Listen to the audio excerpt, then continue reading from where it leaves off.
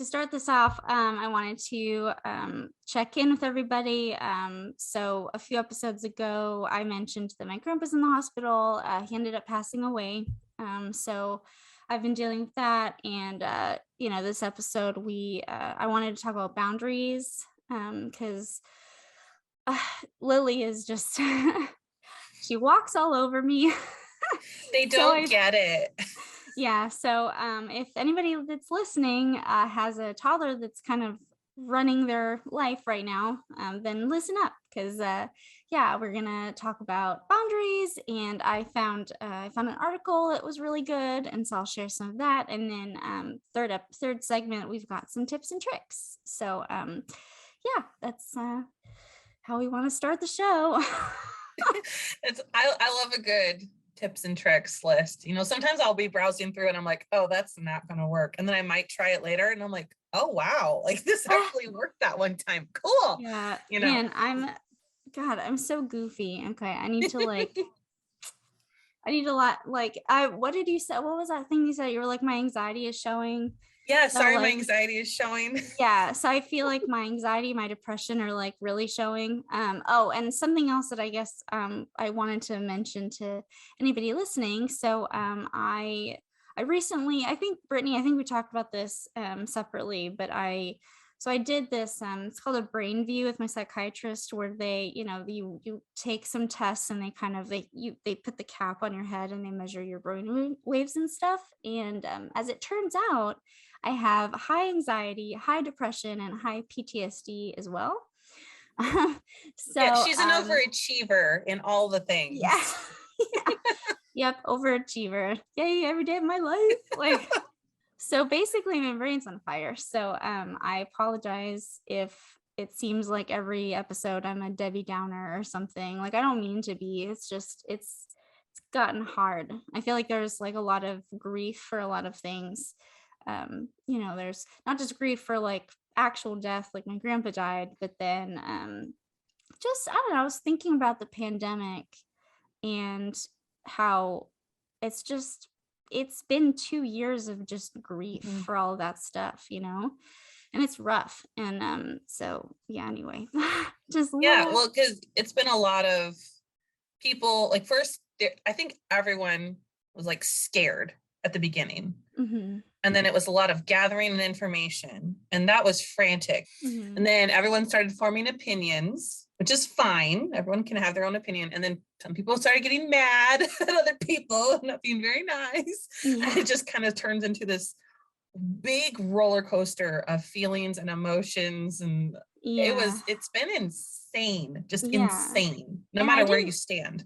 I didn't realize how long it's actually been. I mean, Lily was like, she was like 5 or 6 months old when this started, and she's going to be 3 in June. And so I don't like, most of my, like 95% of me being a mom was in this pandemic, so it's just super crazy. And so there's just a lot of grief. So anyway, I apologize to people listening if it seems like Lisa's not doing so good. I don't know, I'm being real, I guess. I don't know. It's getting harder to hide my depression. I was at an appointment at Holly's pediatrician, and he just straight up was like, "Are you okay?" I had a panic attack when I got there. And so I was like, I couldn't breathe. They like took my blood pressure and did all this stuff, and I was just like, oh God. Yeah. I felt embarrassed. And so her pediatrician was like, so you doing okay? And I was like, well, maybe. No. Yeah, no. I don't know. And it's getting harder too to like not just divulge everything. Like, I feel like I always tell her, Holly's therapist, because I'm there like 3 times a week now, or 4 times a week now. One of her therapists, like, I just kind of empty my purse like everywhere I go now. And like, I don't mean to, because that's not like me. Like, when I'm talking to a stranger, I'm not like, here's everything in my purse, because like, they don't know me, right? But it's gotten harder. But anyway, I am talking way too much. So this is what we do. So today's episode is about boundaries and how to set healthy boundaries with our kids, because it's a struggle. It's a struggle, and a struggle that I am currently battling, and something I'm sure Brittany can also talk about. So yeah, Brittany, what do you do? Like what do you what boundaries? What are boundaries anyway? Yes. So I first realized I needed boundaries when I had two. Because I was like always busy with Molly, always feeding her, changing her, holding her, whatever. Mm-hmm. And then Clara also needed attention. You know, she was just acting her age. She was just being very normal. And it got to the point where I was like getting way overstimulated, like way overtouched. Yeah. And I remember looking at her one day and I just said, Clara, mommy just needs some space. And we had never talked about this before. She was like 2.5. And somehow she understood what that meant. And she just kind of like took 2 steps back. Oh, wow. And I just felt like I could breathe for a second. Mm-hmm. And so it doesn't always work, but I remember I would use that phrase. I'd be like, mommy just needs a little space. I need space. Just give me a minute. The worst I hate is when like either we're all coming home, like we're all coming through the doorway and like unloading and taking off our shoes and whatever, or like I'm just coming back in from an errand and I have like bags and stuff in my coat and my boots and all this stuff. And not even the second I walk through the door, I'm like halfway through the door. My kids like immediately need a snack, or they want me to turn on a show, or they want to take a bath. And I'm like, I'm not even in the house. Like, just give me a second. Like, I know I'm here for you and I'm taking care of you, but hold up. Like, let me put my stuff down. Yeah. And right after school, as I get done after lunch, I come home and immediately Molly wants something because she's still half day. So she comes home with me. Right. And I haven't eaten lunch yet. That's just what I do. I just like work through lunch at school, and then I come home and eat lunch. Yeah. And she immediately wants something. And I have to remind her every day. It's like, listen, mommy has had no food. Mommy's very hungry. Okay, I will do X, Y, and Z for you, but you need to give me like 10 minutes to get some food. I'm hungry. Every day. The boundaries, like there weren't, when I was growing up, there weren't a whole lot of like emotional boundaries. So like I knew everything that was going on with my family, and like I knew, you know, all the struggles and all the stuff. But then like the boundaries as far as like things that I couldn't do, I had a lot of them. So I feel like it was kind of a weird, like I never really learned proper boundaries. I don't know. So now, like trying to set boundaries with Lily, I can't help but feel bad. Like there's so much guilt, you know, because I'm like, she just wants to snuggle. Like, why am I not available for her whenever she needs me to be?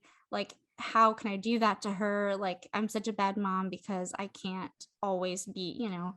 And so it's so easy for her to push that boundary, and then I finally just give in because, you know, I don't know, I think a lot of it is just jealousy with her sister, you know, but also just I don't know what it is. I don't know what it is. Paul's always telling me like, you're the parent, like, and I kind of just want to be like, what? Can you be the parent?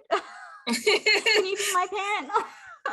Like, just, you know, like, I don't know. And so I have a lot of mom guilt, so that I'm having to, I don't know, because like I'm the mom, and so, you know, what I say kind of goes and stuff, but I also want her to like me, and I want her to be happy with me all the time. And you know, at nighttime, especially at nighttime, I don't know what it is about this regression, but she has not been wanting to go to bed. And, you know, past regressions, like I could just like, okay, like she knows what time it is, it's time to sleep.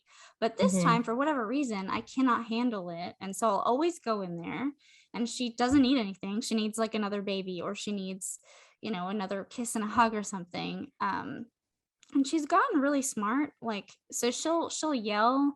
And then the other day she hit me with, she was like, I just need to feel safe in your arms. Oh, okay. You know what? And I was that like, doesn't pull at your heartstrings. I don't know. And so I'm in the kitchen, and I'm like, and then my best friend had been visiting me, and so she was like, she's good. And I was like, And so she says things like that because I make her feel safe in my arms. And I say things like, you're safe in mommy's arms and stuff. And so, like, who am I to now say it's not time for that, whatever, you know? And so it's so just like, I don't know. Anyway, so enough about me. We're going to get to a quick commercial break and then we will get into this article that I found. Be right back.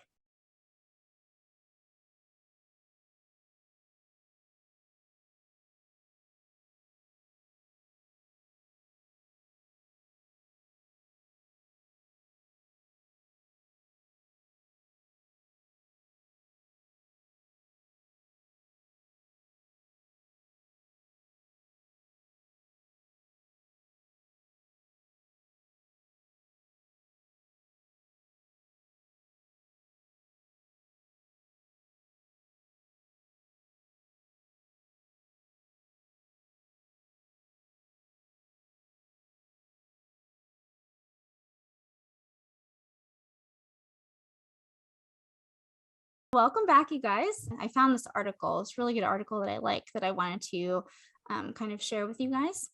And it's called Parental Roles, How to Create Healthy Boundaries for Your Child. And this is from empoweringparents.com, which I went to that website too. Really? We probably have the same article.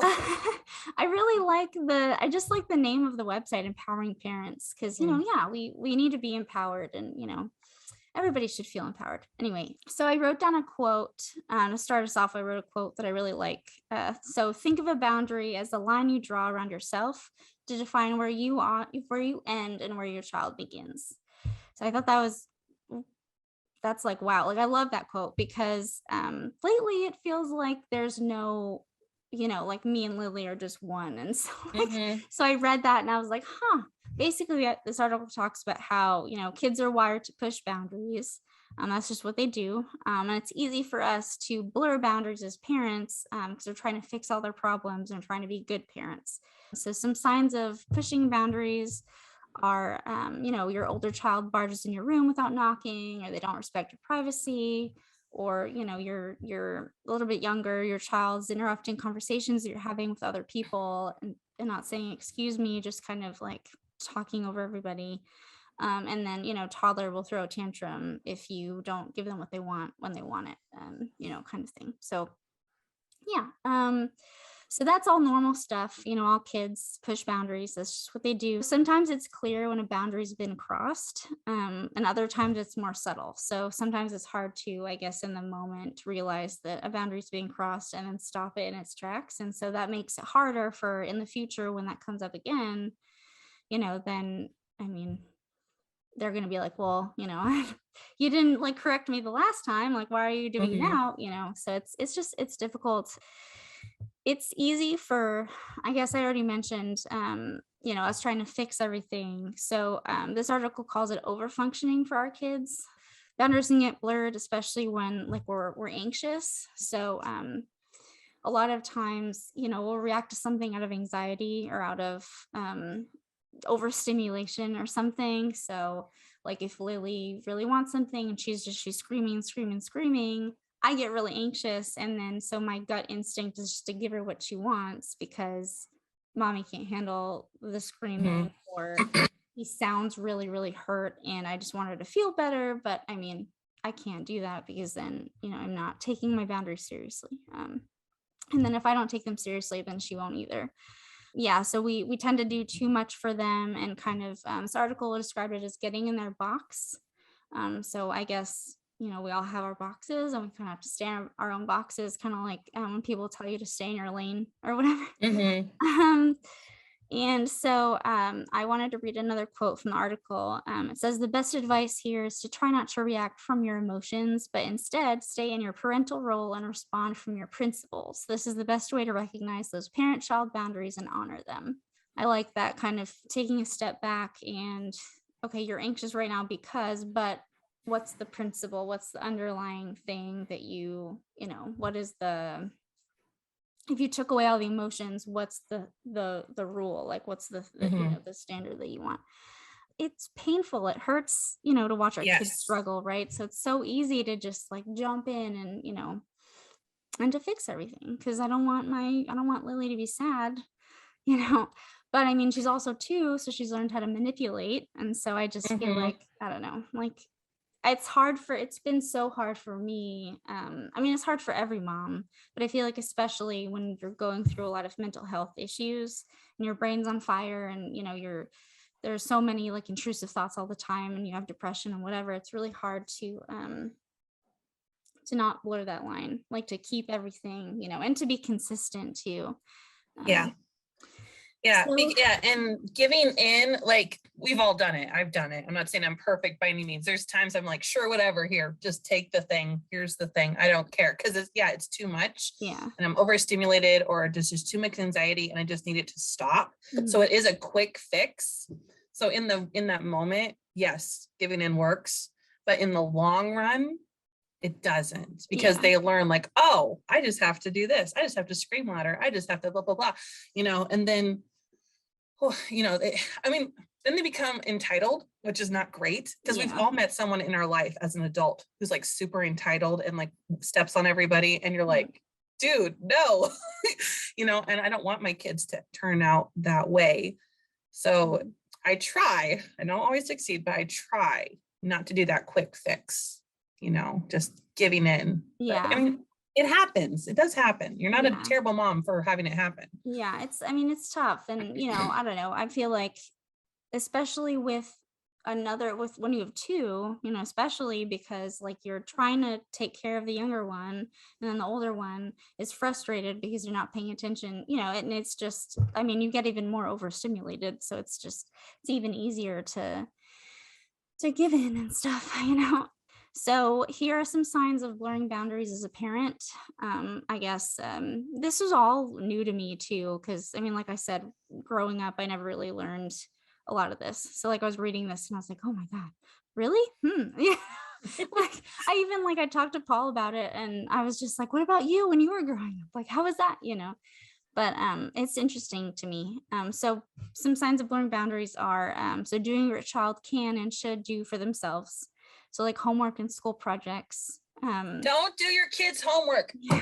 Like Don't that do reminds me, it. like you posted that thing and you said it's their name on the work, not yours. And so I Yes. thought about that immediately. Yeah. Yeah, I know everyone, you think you're helping them. I know you think you're not helping them. Okay, I can't spell to save my life because my mother, and I know she listens, she gave me my spelling test and she made sure I got 100 on all those spelling tests.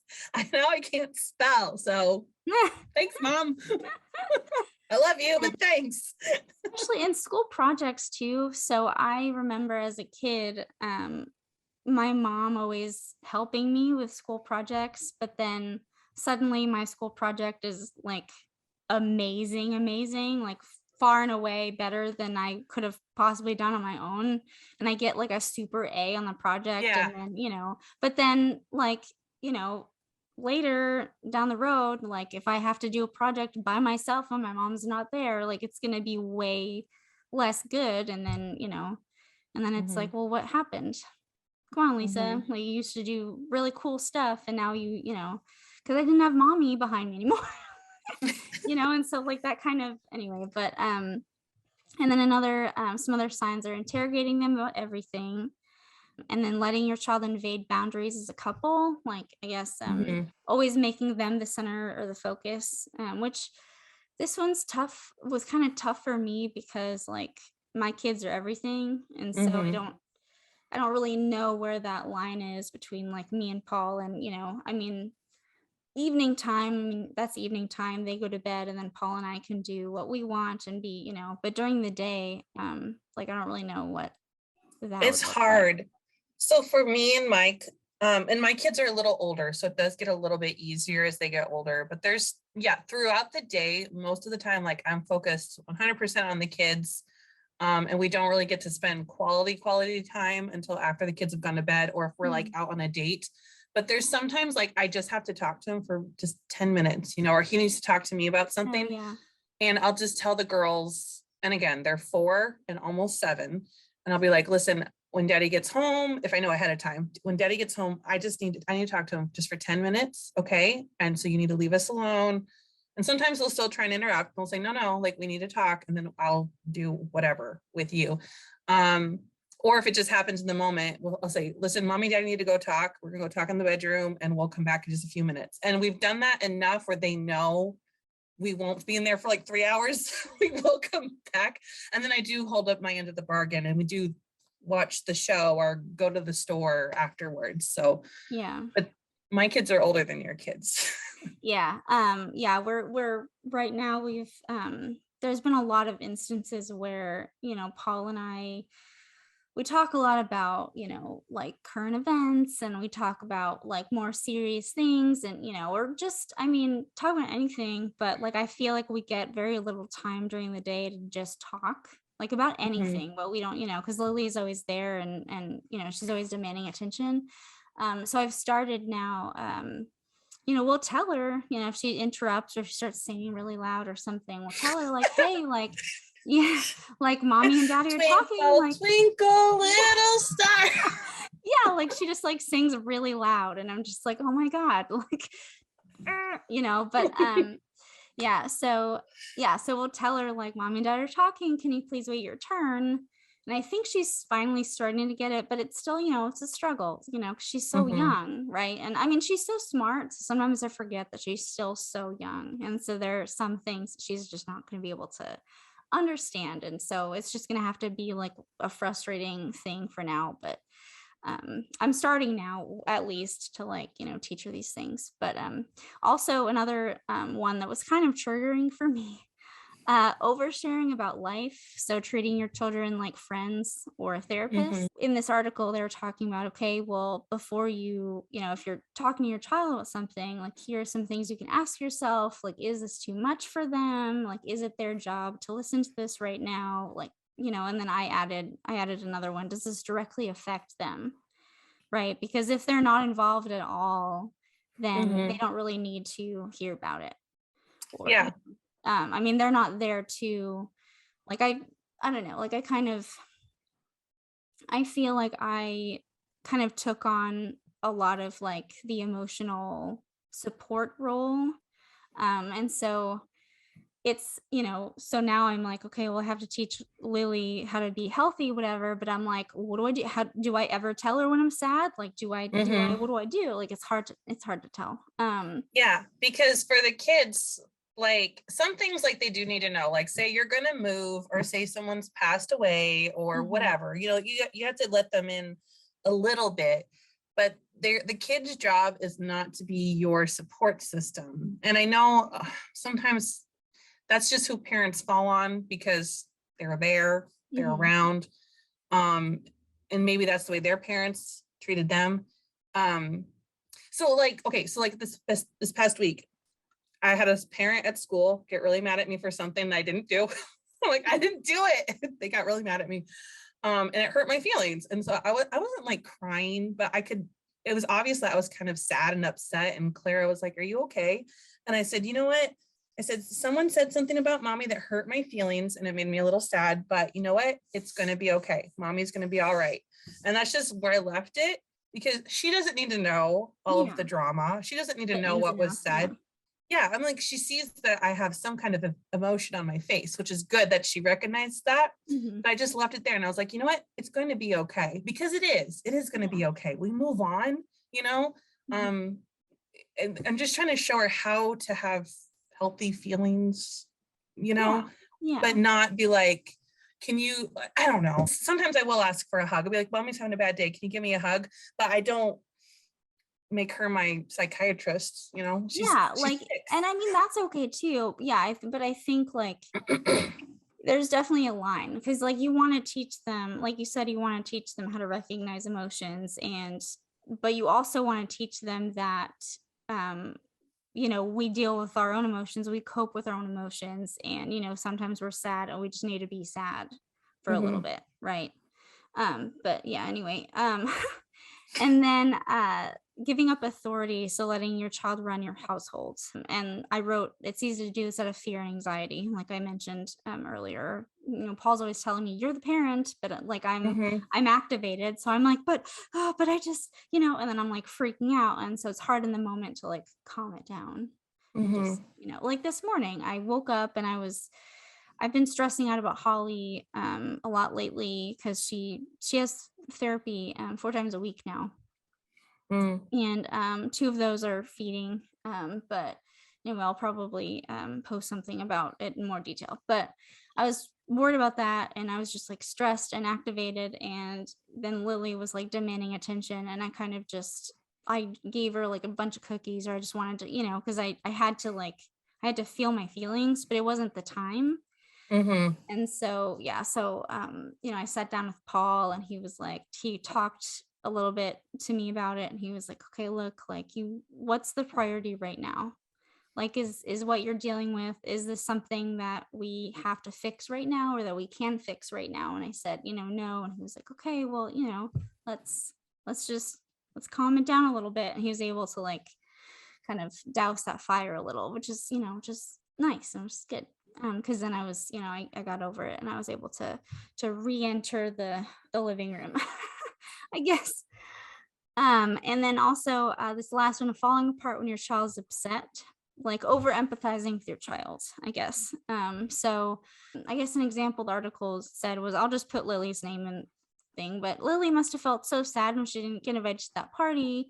I'll let her get away with not doing her homework because it'll make her feel better or whatever. Like, that's not something that you don't want to do that, because you want to have faith that your kids can handle their own hurt and their own feelings, right?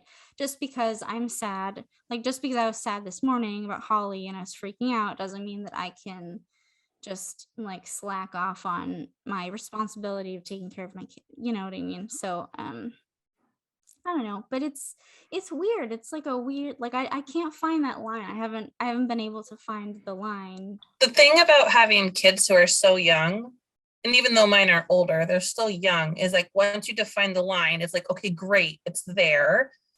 But then the line kind of moves a little because they're growing, So as they're younger, your line is in a different place because they need you more, and it's just a different interaction. But then, the older they get, the line, it shifts, it moves around based on their needs, their current needs, and their current maturity, So it's, you never figure it all out. We never figure this parenting thing out. We never do. Yeah, we're always just like, what do we do?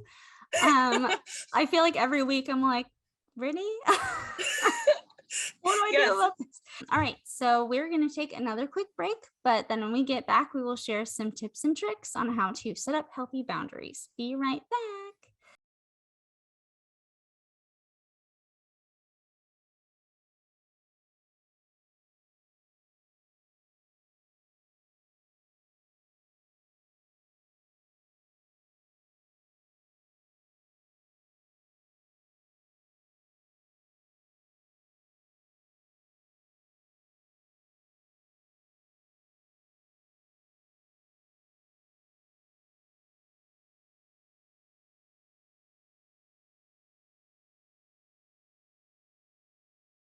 Welcome back, guys. So now for our last segment, I'm going to share some tips and tricks. I found an article called 10 Practical Tips on Setting Boundaries with Your Child. This is from mykidstime.com, so you can check those out for yourself. But I'm just going to run through these and we can talk about them.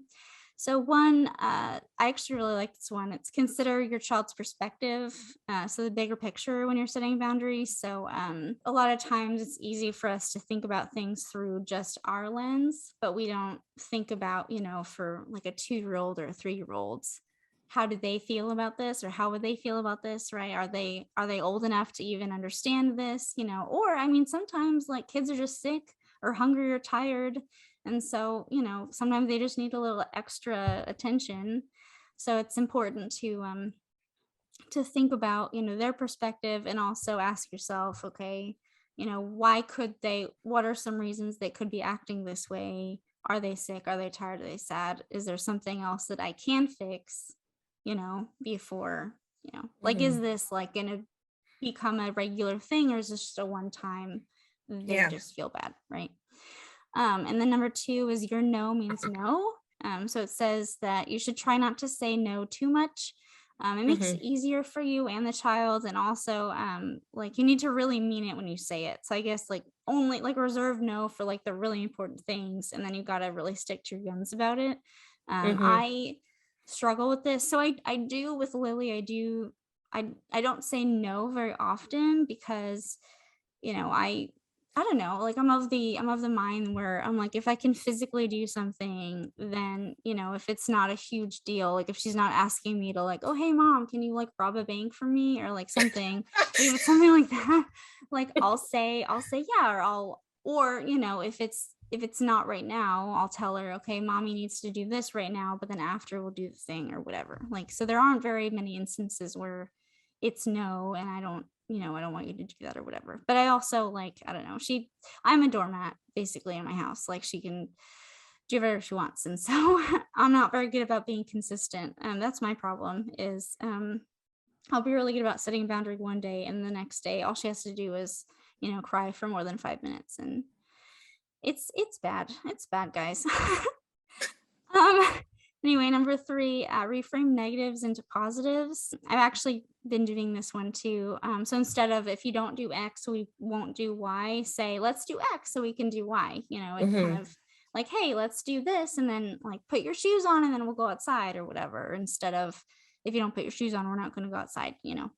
They might like react better to it and be more like amiable to it or whatever. Be aware of body language and tone. Kids are really perceptive. So like they'll read your face, or they'll read the tone of your voice. So if you sound wishy-washy when you're trying to set a boundary, like they're gonna be like, oh yeah, Molly's really good, because she'll ask me for something and I'll just be like, well, and I'm kind of leaning towards no, and she's like, oh, she hesitated, and then she's so cute. She's so cute. She's like, please. And she knows like I can just push this little domino and it's all gonna go my way. Yeah. Lily is so smart. I don't know. She has the book on me, and she's like studied it and read it, and she knows exactly how to.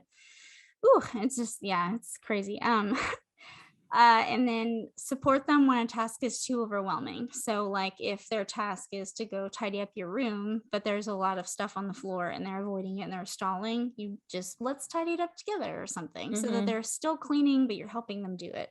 I think that the boundary is still there, but you're just giving them a little support. You're not doing the homework, you're helping them with homework. Yes. Also, so this is a big one, no bribes. So don't just, I'll give you a piece of candy if you do this or whatever, because then you're just going to have to give them candy until they die, or you die. Yeah. Or, It's fine to reward your kids. Like I love rewarding my students. I love rewarding my kids, but they don't know when it's coming. So, you see them doing something good, and sometimes you just say, hey, I'm really proud of you. That was great. I noticed how you, shared your snack with someone who forgot their snack today, whatever the thing is. And sometimes like that's really great. And honestly, I think those are the best ones, because those are the ones that, at least for me, that I wanted so badly. But then you'd be like, you know what? You guys have been like super good this week. Let's go out for ice cream, or let's go get that one toy you've been begging for. Again, not all the time, because we can't be breaking the bank, and they can't be doing it to get something good. They just need to do it because it's good. Just do it because it is good to do. But I have parents at our school who give their kids $100 for every A they get.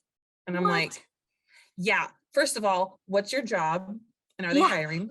I have some of that. Like, are you going to keep doing this like when they go to college and when they get a job? Yeah, like they're never going to learn. Yeah. Like send $100 my way. I'll do something cool with it. Yeah. But that's a little extra. I mean, and it happens, right? Like we're not perfect. That's the whole point of this show is imperfect moms. So like, I mean, I've done that before. I'm like, hey, you do this, I'll do this. But like, I don't know. I try not to do like, I've tried to very seldom do that, I guess. You need to set the example. So they're not going to take the boundary seriously unless you do. This is a big problem for me right now, is I am extremely easily swayed.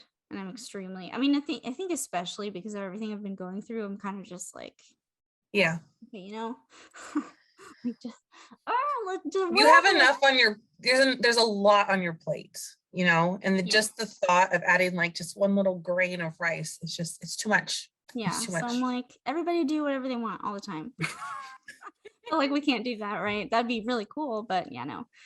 There's rules for a reason. And then the last one, I think that's the last one, is set boundaries that are age appropriate. So we talked about that before, right? Like, don't set boundaries that they don't understand. You know, and like when you're explaining a boundary, if you have to use like a ton of words to do it, like they're too young to understand, right? That happens with, so I all day I feel like I'm just explaining, because with Lily, so one thing that I like that I do is instead of just telling her no, I don't want you to do that or whatever, like I explain why, right? And so all day long I say so many words, Brittany. There's so many words come out of my mouth all day. Like all day I'm just explaining things, right? And I think this is why she's also like, she's super talkative and she has such a big vocabulary, because like I won't shut up either. So like by the end of the day, like I'm craving adult interaction, but at the same time, like in my head, I'm like, Paul, if you make me say one more word, like just, I don't want to talk anymore. I've talked all day, but then I also want to talk because I also want to talk about adult things. But anyway, so yes, I'm explaining things all day, but then sometimes I realize as I'm explaining something that it's too complicated, right? Like she's 2.5, like she doesn't understand. And so then I'll just be like, okay, well, you know, mommy said not right now, right? Anyway, but yeah, it's just, boundaries are tough. Yeah. So yeah, there's been a few occasions where I have to say no, and like I can't explain it because it's too intense, or I can't, because I'm like, I'm knee deep in dishes or something, and I'm like, no, mommy said no right now, and they're like, but why? And I'm just like, I have to be like, okay, do you trust mommy? And they're always like, have this moment of, do I trust this woman? Like, I hope you do, because you live here. And I'm like, you have to trust mommy when mommy says no. And it hasn't always worked, but I'm like, basically you have to trust me that I am taking care of you. And I promise, like, I'm not trying to keep fun things away from you, but I can't do the thing right now. We can't do the thing. We're not buying a pony. No. Yeah. So I don't remember where I found this quote, but I have the lady who said it. I don't know if she's like a doctor or something. So this quote that I found, I really liked it. It says, our kids are counting us to provide two things: consistency and structure. Kids need parents who say what they mean and mean what they say, and do what they say they're going to do. So this was by Barbara Colosoro. Sorry if I said that funny. So basically, kids are going to test the strength of our boundaries that we set, because they're testing to see how much we really mean what we've said, you know? And so like how much do you really mean this? And it's annoying and it's frustrating. And I wish they would stop pushing the boundary, because be like, it's there, like knock it off, stop pushing it, you know, but you just got to hang in there, because you know, you're doing the right thing. And it's good for them in the long run, which is sometimes the hardest things to do. It's like when you're doing good for the long run, those are the ones that take the most endurance and the most like stamina. So just hang in there, get a piece of chocolate. In that article that I found, so a little bit earlier in the article, they mentioned that, you know, you were talking about entitled, like kids grow up and they feel entitled, or, you know, they grow up and they, you know, like kids need to know who's boss, because it helps them actually feel more secure. If kids don't have, you know, somebody to look up to or whatever, then they start to feel like, oh wow, like I'm, you know, I'm all alone, or I don't have, you know. So even if you feel like if I, like, you know, I feel guilty all the time, it's good. It, you know, Lily needs to know that she has a mom, and her mom, you know, means business, and, you know, I'm still a great mom. She still loves me. I still play with her, whatever. But, you know, when mommy says something, you know, she means it, and she's gonna, you know. But it's hard because she's cute, and she, you know, she says things like, I just want to feel nice and safe in your arms. And then like my heart shatters, like immediately. It's amazing. It's like she just glass. They're so cute. Molly was doing something the other day, and I was looking at her and I'm like, oh, she didn't want to eat her lunch. We've been having food issues. Maybe we'll do a food episode. Oh yeah, we've been having food issues too. but she didn't want to eat her lunch. And I'm like, it's nothing weird. You've eaten this before. Like, I'm not giving you anything weird. And her face was so cute. She's like, I don't want it. And she like had a piece in her mouth and she was chewing it, but she was like making a grouchy face while chewing it. And it was the cutest thing. But I was like, no, we have to like, I'm going to stick to my guns. Like I gave her like the tiniest little piece ever, like the tiniest sandwich, like not even for a mouse, like so small. Like just eat this piece right here. And she's so cute. So anyway, I mean, in closing, boundaries are really important. We just, we want to make sure that we're not giving our kids too many boundaries that they couldn't possibly meet, right? I mean, kids are gonna, they're gonna mess up, they're gonna do things.